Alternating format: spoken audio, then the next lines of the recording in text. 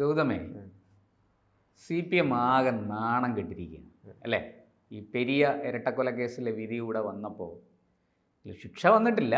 പക്ഷെ അവർ ആ ഈ CPMൻ്റെ ആൾക്കാരാണ് പ്രതികൾ എന്ന് കോടതി പറഞ്ഞു കഴിഞ്ഞിരിക്കുന്നു. അതും ഒരു മുൻ MLA അടക്കം ഈ സംഭവത്തിൽ ഗൂഢാലോചനയിലും ഒക്കെ പങ്കെടുത്തു എന്നാണ് കോടതിയുടെ ഈ വിധി സൂചിപ്പിക്കുന്നത് അല്ലെങ്കിൽ വ്യക്തമാക്കുന്നത്.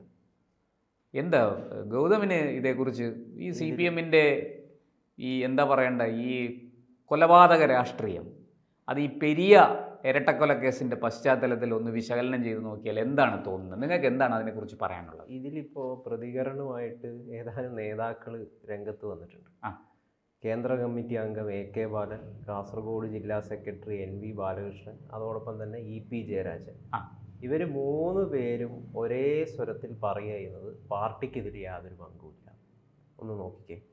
അതായത് കേരള ജനത്തെ എന്ന് വെച്ചാൽ കോടതിക്ക് തെറ്റുപറ്റിയെന്നാണോ? കോടതിക്ക് തെറ്റുപറ്റി. ഗൂഢാലോചന CBIയുടെ ഭാഗത്തു നിന്ന് ഉണ്ടായിരിക്കുന്നത് വലിയ ഗൂഢാലോചനയാണെന്നാണ് ഈ 3 നേതാക്കളും മാധ്യമങ്ങൾക്ക് മുമ്പിൽ വന്നിട്ട് പ്രതികരിക്കുന്നത്. പ്രബുദ്ധ കേരളത്തിൻ്റെ മുഖത്ത് നോക്കിയിട്ട് ഇങ്ങനെ പരിഹാസം ചൊരിയുക എന്ന് പറയുന്നത് എന്തൊരു കഷ്ടമാണെന്നാണ് നമുക്ക് ആലോചിക്കേണ്ടിയിരിക്കുക. കാരണം കേരള ജനത്തെ നയിക്കുന്നത് ഇത്തരം രീതിയിൽ ഉഡായിപ്പും വായു തുടർന്ന കളവും പറയുന്ന രാഷ്ട്രീയ നേതാക്കളാണ് കേരള ജനത്തെ നയിക്കുന്നതെന്ന് പറയുന്നത് വളരെ ദൗർഭാഗ്യകരമായിട്ടുള്ളൊരു കാര്യമാണ്. അതിലെ പ്രധാനപ്പെട്ട ആളുകളാണ് ഞാനിപ്പോൾ പറഞ്ഞ ഈ AK ബാലനും മറ്റുള്ള CPM നേതാക്കളും ഒക്കെ പറയുന്നത്.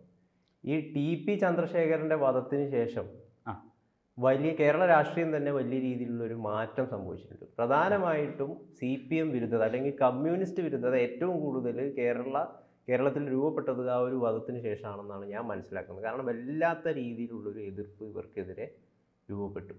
അതിനുശേഷമാണ് ഈ കൊല പോലും നടക്കുന്നത്. ഈ യൂത്ത് കോൺഗ്രസ് പ്രവർത്തകരായിട്ടുള്ള കൃപേഷിൻ്റെയും ശരത് ലാലിൻ്റെയും കൊലപാതകം നടക്കുന്നത് 2019 ഫെബ്രുവരിയിലാണെന്ന് തോന്നുന്നു. 2019 ഫെബ്രുവരി 17 രാത്രി 7:45 ബൈക്കിൽ പോവുകയായിരുന്ന 2 പേരെ തടഞ്ഞു നിർത്തി കാറിൽ വന്നിരുന്ന സംഘം.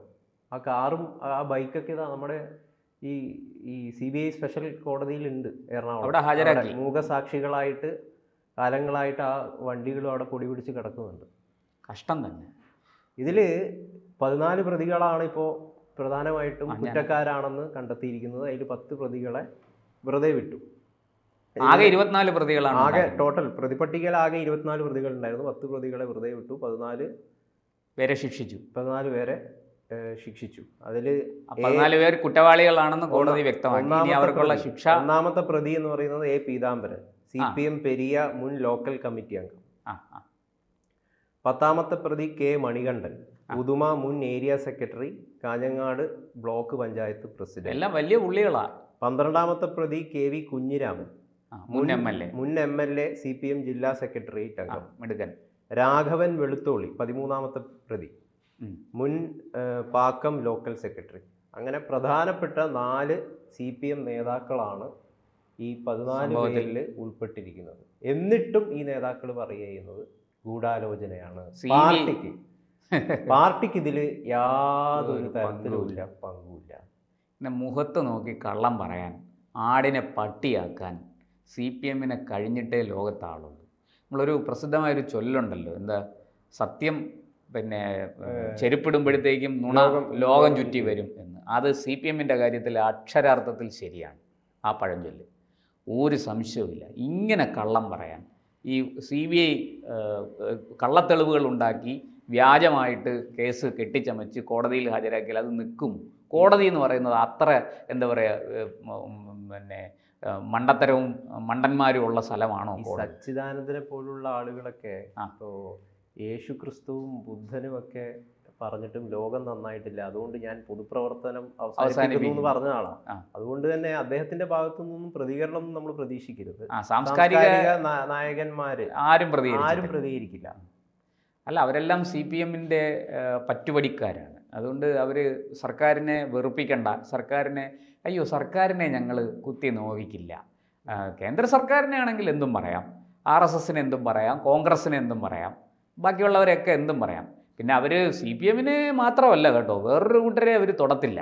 അറിയാമല്ലോ, കൈ പോവും, തല പോവും. അതെ, കാരണം രാവിലെ എണീറ്റ് നോക്കുമ്പോൾ ചിലപ്പോൾ തല കാണില്ല. അതുകൊണ്ട് അങ്ങനെയുള്ള ചില ആൾക്കാരെ അവർ പേരിന് പോലും പറയില്ല, അവരുടെ നിഴലെ പോലും സ്പർശിക്കില്ല.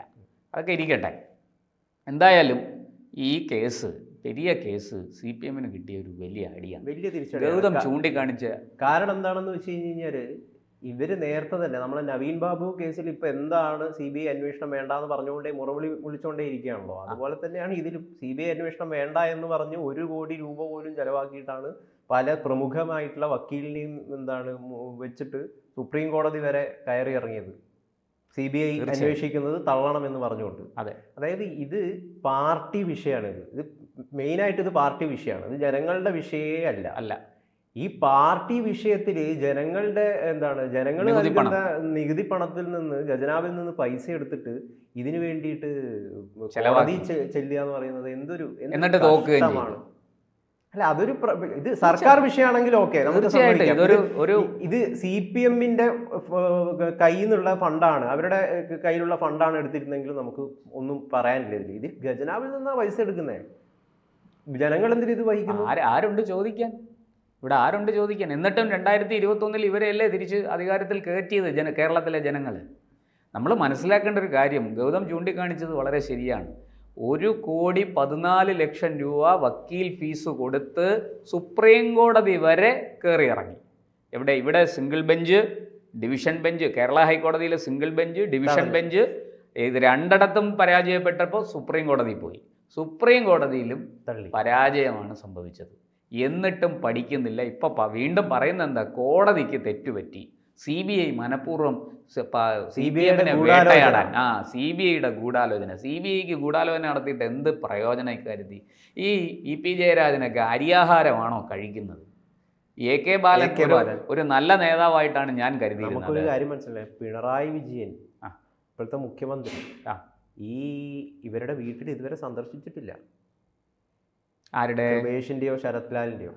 അല്ല, അത് അവരുടെ മുഖ്യമന്ത്രി അല്ലല്ലോ, അദ്ദേഹത്തിന്റെ പ്രജകളല്ലല്ലോ അദ്ദേഹം പണ്ടേ പറഞ്ഞിട്ടുണ്ടല്ലോ, ഈ പാർട്ടിയോടൊപ്പം നിൽക്കുന്നവരെ മാത്രമേ. കാസർഗോഡ് ഇവരുടെ വീട്ടിന്റെ അടുത്തുള്ള പല പരിപാടിയിൽ വരെ പിണറായി വിജയൻ പങ്കെടുത്തിട്ടുണ്ട്, മുഖ്യമന്ത്രി. എന്നിട്ടും ഈ വീട്ടിൽ അദ്ദേഹം ഇവിടെ പോയാൽ തീർന്നില്ലേ അദ്ദേഹത്തിന്റെ എല്ലാ കണ്ണൂരിലും വടക്കൻ കേരളത്തിലെ കണ്ണൂരും കാസർഗോഡും ഉള്ള നല്ല കമ്മ്യൂണിസ്റ്റുകാരുണ്ട്. ആ നല്ല കമ്മ്യൂണിസ്റ്റുകാർ പോലും ഉള്ളില് എന്തൊരു മുഖ്യമന്ത്രിയാണ് ഈ കേരളം ഭരിക്കുന്നത്, എന്ത് പോക്രിത്തരമാണ് ഈ CPM കമ്മ്യൂണിസ്റ്റുകാർ കാണിക്കുന്നതെന്ന് ശപിക്കുന്നുണ്ട് ശരിക്കും. തീർച്ചയായിട്ടും ഞാൻ അതിലേക്കാണ് വന്നത്. ഗൗതം ഇപ്പോൾ പറഞ്ഞത് വളരെ ശരിയായ കാര്യമാണ്. ഇത് 2012 തൊട്ട് തുടങ്ങി. അതിനു മുമ്പും പാർട്ടിയോട് എതിരുണ്ടായിരുന്നു പലർക്കും. പക്ഷേ അവരത് മിണ്ടാൻ പറ്റില്ല. കാരണം മിണ്ടിയാൽ ഈ പറഞ്ഞതുപോലെ വെട്ടിക്കൊല്ലും. അതിനു മുമ്പും സംഭവിച്ച പല രാഷ്ട്രീയ കൊലപാതകങ്ങളുടെയും നമ്മൾ അന്വേഷിച്ചു പോയാൽ ഞെട്ടിപ്പോവും. ചിലപ്പോൾ എതിരാളികളായിരിക്കും പ്രതികളായിട്ട് വരുന്നത്, പക്ഷേ അതിൻ്റെ പുറകിലെ സത്യം മറ്റൊന്നായിരിക്കും. എന്തായാലും 2012 അത് നടന്നില്ല. അന്ന് കേരളത്തിലെ ഒരു ഉയർന്ന പോലീസ് ഉദ്യോഗസ്ഥൻ, അദ്ദേഹത്തിൻ്റെ പേര് TP സെൻകുമാർ എന്നാണ്, അദ്ദേഹം മുൻകൈ എടുത്തത് കൊണ്ടാണ് TP ചന്ദ്രശേഖരൻ കൊലക്കേസ് തെളിഞ്ഞത്, അതിലെ യഥാർത്ഥ പ്രതികളെ പുറത്തു കൊണ്ടുവരാൻ പറ്റിയത്. അന്ന് തുടങ്ങി ഇങ്ങോട്ട് എല്ലാ കേസിലും CPM-ന് തിരിച്ചടിയാണ്. നോക്കൂ, അരിയിൽ ഷുക്കൂർ, ഷുഹൈബ്, ഇപ്പോൾ കൃപേഷ്, ശരത് ലാൽ, അല്ലേ, എത്ര കേസുകളായി. ഇതിലെല്ലാം നിരപരാധികളായ മനുഷ്യരെ ഇങ്ങനെ കൊല്ലുന്നത് എന്തിനാ? അങ്ങനെ കൊന്നത് കൊണ്ട് എന്ത് പ്രയോജനം? ഈ ഷുക്കൂർ വധക്കേസിൽ നമ്മളെ തില്ലങ്കേരി, തില്ലങ്കേരിയായിരുന്നു? ആകാശ് തില്ലങ്കേരി. ആ തില്ലങ്കേരി അടക്കം അത് ഷുഹൈബിന്റെ കേസ്. ഷുഹൈബ് വധക്കേസ്. അരിയിൽ ഷുക്കൂറിന്റെ കേസിൽ P ജയരാജനും മുൻ MLA രാജേഷുമാണ്. അതെ, രാജേഷുമാണ് അതിൽ പ്രതികളായിരിക്കുന്നത്. അതിൽ എനിക്ക് തോന്നുന്നു നമ്മുടെ ഷുഹൈബ് വധക്കേസിൽ ജയരാജന്റെ മകൻ വന്നത് കാത്തിരുന്ന വാർത്ത എന്നാണ്. അതെ, കാത്തിരുന്ന വാർത്ത എന്നാണ്. എന്ന് വെച്ചാൽ ഇവരൊക്കെ കൊല്ലപ്പെടേണ്ടവരാണ്, CPM-ന്റെ കൈ കൊണ്ട് തീരേണ്ടവരാണ് എന്ന് മുൻകൂട്ടി വിധിച്ചു വെച്ചിരിക്കുകയാണ്. അതുപോലെ അരിയിൽ ഷുക്കൂറിൻ്റെ കേസിൽ നമ്മുടെ MV ഗോവിന്ദൻ, പാർട്ടി സെക്രട്ടറി, അദ്ദേഹത്തിൻ്റെ മകനും അതിൽ പ്രതി ചേർക്കപ്പെട്ടിട്ടുണ്ടെന്നാണ്. 13ാം പ്രതി എന്തോ ആണെന്ന് തോന്നുന്നു. ശ്യാംജിത്ത്, അങ്ങനെ ഒരു ഇത് തോന്നുന്നുണ്ട്. എന്തായാലും CPM വലിയ പ്രതിസന്ധിയാണ് നേരിടുന്നത്. ഇലക്ഷൻ ഇനി 1 വർഷമേ ബാക്കിയുള്ളൂ വാസ്തവത്തിൽ. ഈ ഈ എന്താ പറയേണ്ട തിരിച്ചടി, ഈ പ്രതിസന്ധി പാർട്ടി എങ്ങനെ അതിജീവിക്കും? ഇവരിത് ആരോടാണ്, ഇത് കേരളത്തിലെ ജനങ്ങളെ എന്ത് പറഞ്ഞ് ഇവർ സമാധാനിപ്പിക്കും, എന്ത് പറഞ്ഞ് ബോധ്യപ്പെടും? പി ചന്ദ്രശേഖരൻ കൊല്ലപ്പെട്ടതിന് ശേഷം നടന്ന ഒരു ചടങ്ങിലും പിണറായി വിജയൻ പറഞ്ഞത് കുലംകുത്തികൾ എന്നും കുലംകുത്തികൾ തന്നെയാണെന്നാണ്. ആ കുലംകുത്തി കൊല്ലപ്പെടേണ്ടവനാണ്. ഈ കുലംകുത്തി, പരനാറി, ഇങ്ങനെയുള്ള ഈ വാക്കുകൾ പോലും കേരളം കേൾക്കുന്നത് അദ്ദേഹത്തിൻ്റെ വായിൽ നിന്നാണ്. ഈ മുഖ്യമന്ത്രിക്കും ഈ പാർട്ടിക്കും ഇനിയെങ്കിലും ഇതൊന്ന് ചിന്തിച്ചുകൂടെ? ഈ കൊലപാതക രാഷ്ട്രീയം അവസാനിപ്പിച്ചുകൂടെ? രാഷ്ട്രീയ എതിരാളികളെ ഉന്മൂലനം ചെയ്യാനുള്ളതല്ല, ആശയപരമായ പോരാട്ടം നടത്തൂ, ജനങ്ങളെ ബോധ്യപ്പെടുത്തൂ. കമ്മ്യൂണിസ്റ്റ് പാർട്ടിക്ക് നന്മയുണ്ടെങ്കിൽ ആ നന്മ ജനങ്ങളെ ബോധ്യപ്പെടുത്തുകയാണ് വേണ്ടത്. അവരെ ഭീതിപ്പെടുത്തി, ഭീഷണിപ്പെടുത്തി, ഭയത്തിൻ്റെ മുൾമുനയിൽ നിർത്തുകയല്ല വേണ്ടത്. യഥാർത്ഥ പ്രശ്നം എന്താണെന്ന് വെച്ച് കഴിഞ്ഞാൽ, ഇതിലൊക്കെ പ്രധാന പ്രതികളൊക്കെ ആയിട്ട് വരുന്ന ഒരുപാട് അടിമ സഖാക്കളുണ്ട്. ഈ അടിമ സഖാക്കളെ ഉൽപ്പാദിപ്പിക്കുക എന്ന് പറയുന്നത് പാർട്ടിയുടെ ഒരു പ്രധാനപ്പെട്ട നയമാണെന്നാണ് നമുക്ക് മനസ്സിലാക്കാൻ വേണ്ടി സാധിക്കുന്നത്. അതെ, ഈ അടിമ സഖാക്കൾക്ക് പ്രധാന തത്വശാസ്ത്രത്തിനെ പറ്റിയിട്ടോ സിദ്ധാന്തത്തിനെ പറ്റിയിട്ടോ ആരാണ് കാറൽ മാർക്സ് എന്ന് പോലും അറിയാത്ത ഒരുപാട് പേര് ഇതിൽ പ്രവർത്തിക്കുന്നുണ്ട്. ശരിക്കും പറഞ്ഞു കഴിഞ്ഞാൽ അവരാണ് ഈ പാർട്ടിക്ക് ഇത്രയും കൂടുതൽ ശല്യം ചെയ്യുന്നത്. ഈ പാർട്ടിയെ നശിപ്പിച്ചുകൊണ്ടിരിക്കുകയാണ് വാസ്തവത്തിൽ. ഇവർ ഈ ചെഗുവേരയുടെ കഥയും പിന്നെ അങ്ങനെയുള്ള അല്ലറ ചില്ലറ കഥകളും മാത്രം കേട്ടിട്ടാണ് പാർട്ടി പ്രവർത്തിക്കുന്നത്. അപ്പം അങ്ങനെയുള്ള പ്രവർത്തനം നടത്തി കഴിഞ്ഞ് കഴിഞ്ഞാൽ ഇങ്ങനെയുള്ള ചിലപ്പം കൊല ചെയ്യാനും, അതായത് ഇങ്ങനത്തെ സൈദ്ധാന്തിക തലത്തിലുള്ള അറിവ് പല അണികൾക്കും ഇല്ല. ആ പ്രശ്നം ഈ പാർട്ടി വളരെ ഇതായിട്ട് നേരിടുന്നുണ്ട്. തീർച്ചയായിട്ടും. എന്തായാലും CPM-കാർ ചിന്തിക്കട്ടെ, അവർ ഈ പാർട്ടിയെ സ്നേഹിക്കുന്നെങ്കിൽ അതിൻ്റെ നേതാക്കൾ ഈ പാർട്ടിയോടും ഇനി വരാൻ പോകുന്ന കാലത്തെ അണികളോടും വരും തലമുറയോടും അവർക്ക് സ്നേഹമുണ്ടെങ്കിൽ ഇനിയെങ്കിലും ഈ എന്താ പറയുക, ഈ ചോരക്കളി, ഈ ചോരയുടെ രാഷ്ട്രീയം, ഈ കൊലപാതക രാഷ്ട്രീയം ഒന്ന് അവസാനിപ്പിക്കും. ഇത് ഇനിയും ഈ എന്താ പറയണ്ടേ, ആളുകളെ കൊന്ന്, എതിർ രാഷ്ട്രീയ പാർട്ടിയിൽപ്പെട്ട എതിർ ചേരിയിൽപ്പെട്ടവരെ കൊന്ന് കൊലവിളിച്ച് അവരുടെ ചോര കൊണ്ട് വിജയിക്കാം എന്ന് നിങ്ങൾ കരുതുന്നെങ്കിൽ തെറ്റിപ്പോയി. ഇത് ജനാധിപത്യം പുലരുന്നൊരു രാഷ്ട്രമാണ്. ഇവിടെ ചോദിക്കാനും പറയാനും നീതിന്യായ വ്യവസ്ഥയുണ്ട്. അത് ചോദ്യം ചെയ്യും, നിങ്ങളെ അത് കൽത്തുറങ്കിലടയ്ക്കും. നിങ്ങൾക്ക് ഒരു കാലത്തും മോചനമുണ്ടാകില്ല. ജനങ്ങളിൽ നിന്ന് നിങ്ങൾ എന്നേക്കുമായിട്ട് അകന്നു പോകും എന്ന് മാത്രമേ നമുക്ക് പറയാനുള്ളൂ. ഏതായാലും ഇവരുടെ ഈ പ്രവൃത്തിയിൽ വടക്കൻ കേരളത്തിലടക്കമുള്ള ഒരുപാട് നല്ല മാർക്സിസ്റ്റുകാരും കമ്മ്യൂണിസ്റ്റുകാരും ശരിക്കും സന്തോഷം, വല്ലാത്ത എന്താ പറയുക ദുഃഖത്തിലാണ് എന്നുള്ളതൊരു വാസ്തവമാണ്. എന്തായാലും ഇവർക്ക് കിട്ടിയ തിരിച്ചടി ഒരു വലിയ പാഠമാണ്. ഇനിയെങ്കിലും അത് ഉൾക്കൊള്ളണം പാർട്ടി.